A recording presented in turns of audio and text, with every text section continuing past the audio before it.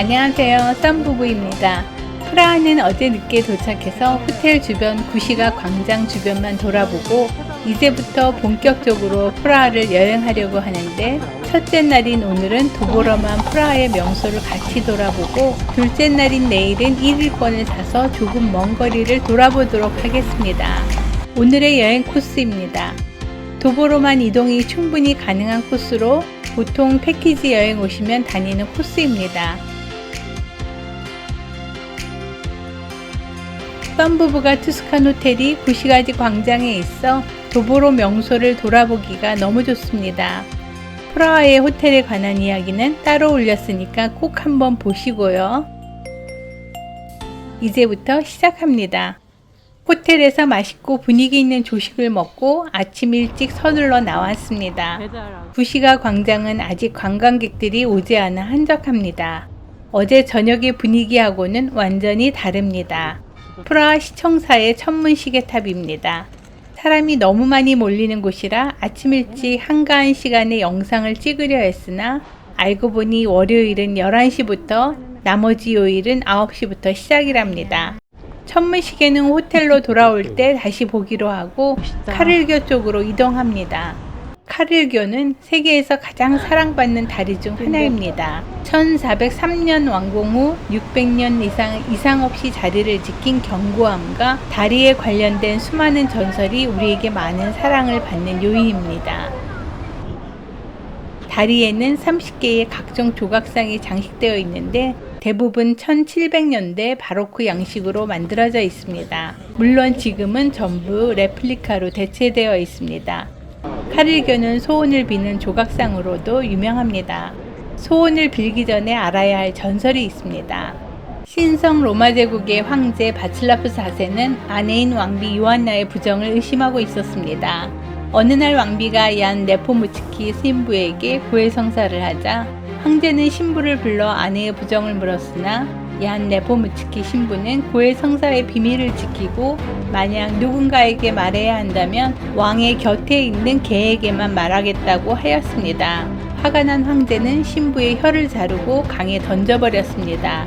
그런데 한 달 뒤에 부패하지 않은 채로 신부가 강 위로 떠올라서 사람들은 그를 추앙하며 소원을 빌기 시작했다고 합니다. 소원을 비는 조각상들은 이 전설과 관련이 있는데요.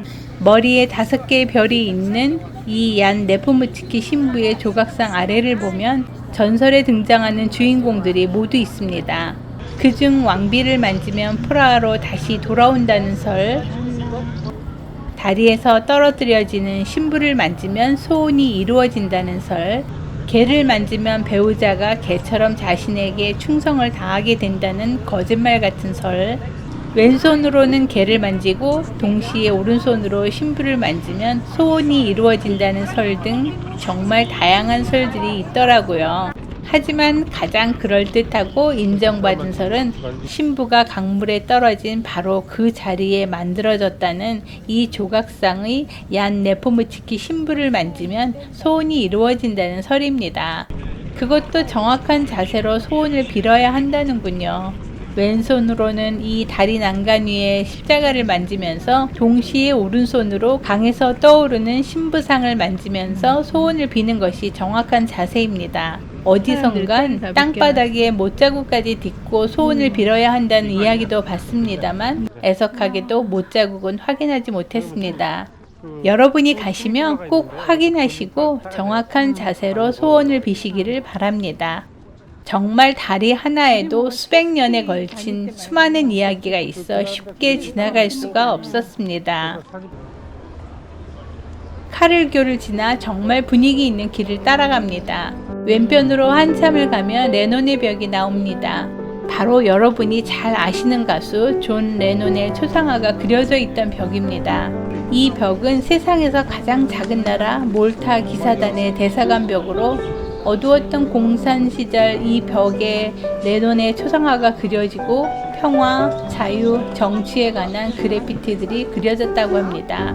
지금은 그 흔적들이 지워지고 달라졌지만 그 의미는 남아서 많은 사람들이 찾아보는 명소가 되었습니다. 이제 프라하성으로 이동하기 위하여 길을 걷다가 성 니콜라스 종탑이 보이는 벤치에 앉아서 오가는 트램들도 보고 투어를 하는 올드카도 보면서 한참을 쉽니다. 프라하성으로 가려면 언덕길로 올라가야 합니다. 이것저것 보면서 가면 그리 힘들지 않습니다. 프라하 성벽 옆으로 난 계단들이 난이도가 있습니다. 하지만 그림 그리는 학생들도 구경하고 서서히 보이는 프라하의 전경도 구경하면서 쉬엄쉬엄 가면 올라갈 만합니다. 다 올라왔습니다.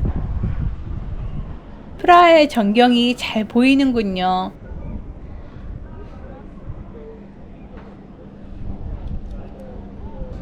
프라하성 대통령궁 앞 광장입니다.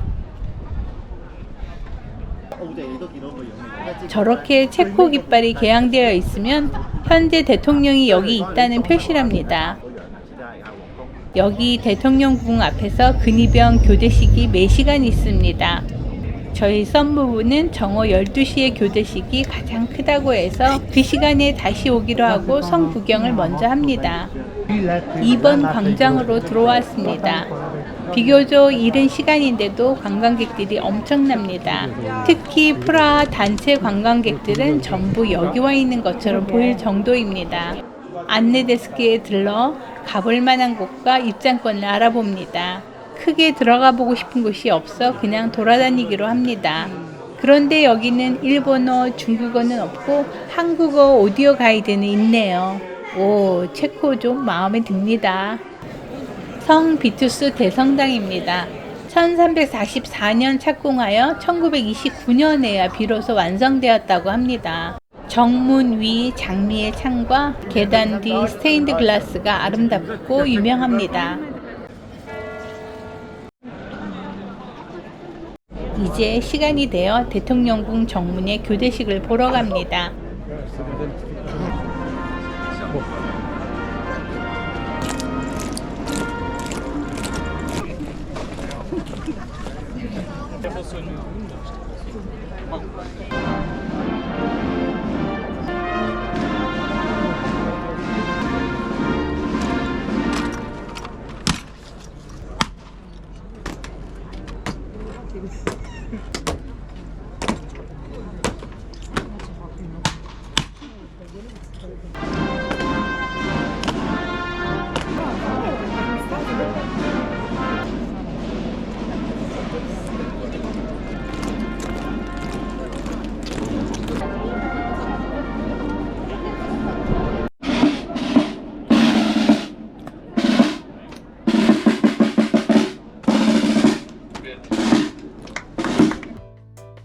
광장 주변입니다.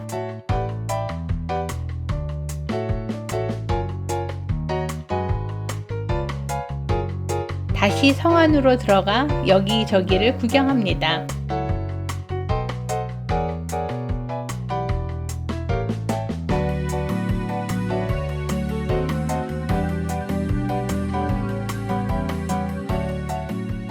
여기 안쪽에 황금 소로가 있다고 하는데 우리는 놓치고 못 보았습니다.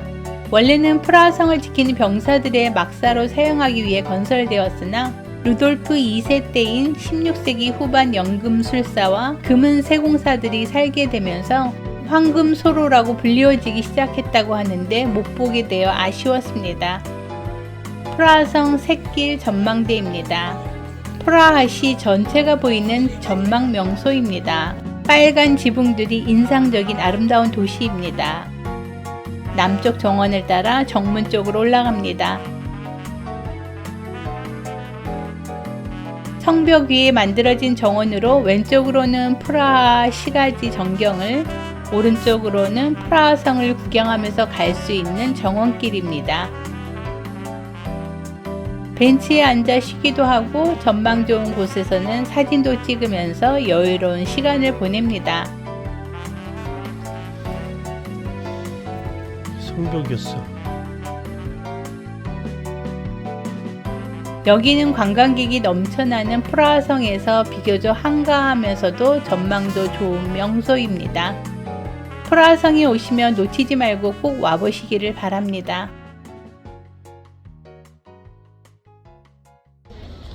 정원은 우리가 처음 도착했던 정문 앞 광장으로 이어져 있습니다. 힘들게 올라왔던 계단을 이제는 쉽게 내려갑니다. 가는 길에 보니 기생충에 나오는 반지하방 같은 곳에 거지 인형을 만들어 놓았네요. 버리도 되고 좋겠어요. 구시가지로 돌아가는 길에는 체코에 오면 꼭 먹어야 한다는 꼴레노로 유명한 포크스라는 아주 유명한 맛집에 들렀습니다. 예약을 안 하면 엄청 기다린다고 들었지만 점심시간도 훨씬 지났고 해서 그냥 들렀는데 다행히 대기가 거의 없었습니다. 정말 맛있게 먹었습니다. 대단한데? 이 식당의 자세한 영상은 여기 링크에 놓았으니 보시면 됩니다. 나갈 때 보니 대기줄이 길어져 있네요. 다시 카를교를 지납니다. 아까는 조각상들 보느라 못 보았는데 지금 보니 강 위에는 크고 작은 유람선들이 잔뜩 떠 있습니다. 교각을 보호하려고 쌓아놓은 나무 가드도 참 흥미롭네요.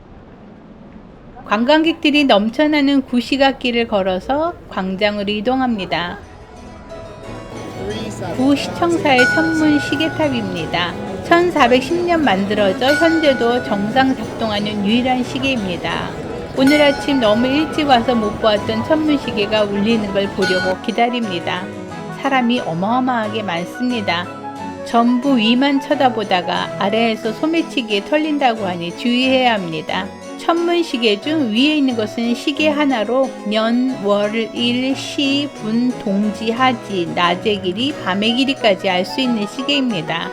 천문학을 배우지 않았고 기호와 라틴어를 모른다면 죽었다 깨어나도 볼 수가 없었던 시계였습니다. 아래에 있는 것은 글을 모르는 농민들을 위한 그림 시계입니다. 위에 금침은 고정이고 그림판이 1년에 한 바퀴가 되도록 조금씩 회전하면서 지금 해야 할 일을 그림으로 알려줍니다. 참 놀라운 시계입니다. 정각이 되면 소리가 나며 퍼포먼스가 시작됩니다. 먼저 위 시계판 우측의 해골이 종을 치는 행위는 죽음이 오고 있다는 의미이고 들고 있는 호롱불을 기울여서 수평으로 세우는 것은 안에 있는 촛불이 꺼져 생명이 다했음을 알리는 것입니다.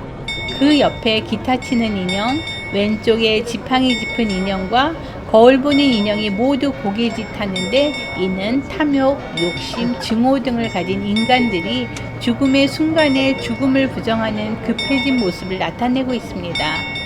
그와 동시에 위에 두 창문이 열려 예수의 12제자가 돌아가면서 아래에 있는 죽음을 맞는 인간들을 조용하게 지켜봅니다. 퍼포먼스의 마지막에는 황금 수탉이 우는데 수탉이 울면 새벽이 오고 이것은 삶이 온다는 것을 뜻한다고 합니다. 이 모든 퍼포먼스를 조합해보면 인간은 죽음 앞에서 부질없는 존재지만 그래도 삶은 중요하며 계속되어야 한다는 것을 나타내고 있습니다. 프라하 성의 야경을 보기에는 아직 많이 어두워지지 않았습니다. 그래서 우선 맛집이라는 한식집에서 저녁을 먹고 그 유명한 프라하의 야경을 보러 카를교로 다시 걸어갑니다. 아직 완전히 어두워지지 않은 블타바 강의 모습입니다. 강에는 야경을 보기 위해 수많은 유람선이 떠 있습니다. 프라하성이 잘 보이는 강 건너편에 자리를 잡고 어두워지기를 기다립니다. 시간이 지남에 따라 서서히 어두워집니다. 프라하성의 조명도 점점 더 색을 띄어가는군요. 이제 완연한 밤입니다. 멋진 프라하성의 야경입니다. 카를교 탑의 밤 모습도 멋있습니다. 이제 구시가 광장으로 다시 왔습니다. 시계탑 앞에는 여전히 많은 사람들이 몰려 있습니다. 분위기 있는 광장의 야경입니다. 오늘은 여기까지입니다.